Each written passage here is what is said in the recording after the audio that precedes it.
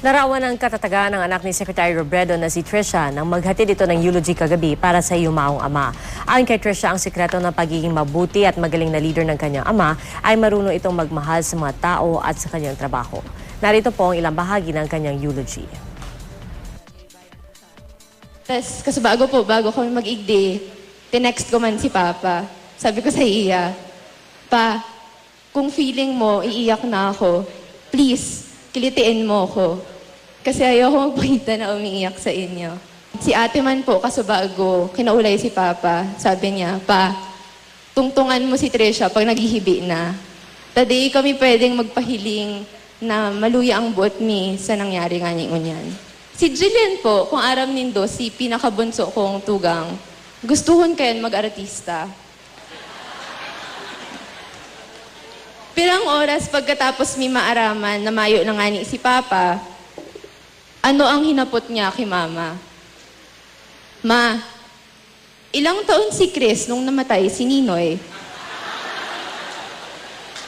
Baka kaya pwede man siya maging sarong Chris Aquino pag nakula niya.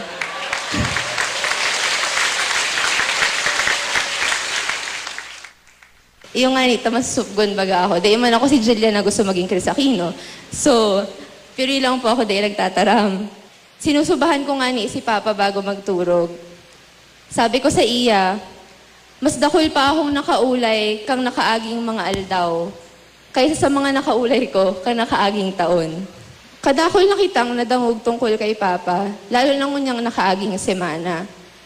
Matibay siya na mayor, matibay siya na secretary, maray siyang amigo o maray siyang amigo o kabrad, maray siyang aki, maray siyang tugang, maray siyang ama.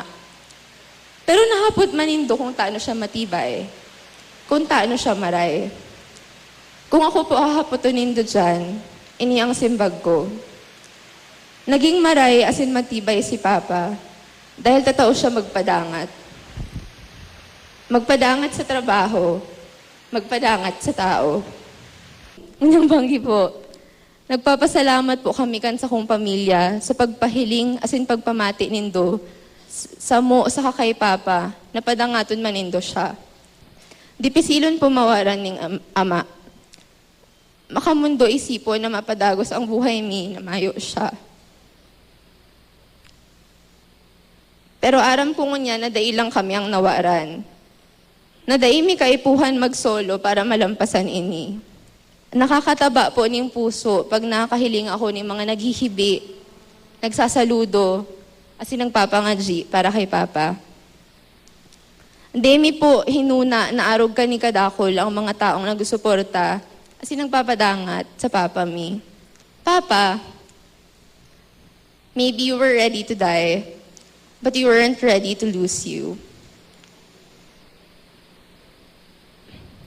Although I don't understand why you had to leave so soon, I'm still very grateful to have been raised and to have been loved by you. Promise pa, di kami ma-boyfriend ni ate tapos ni Jill. Kung daisin da kasing pogi o kasing buot mo,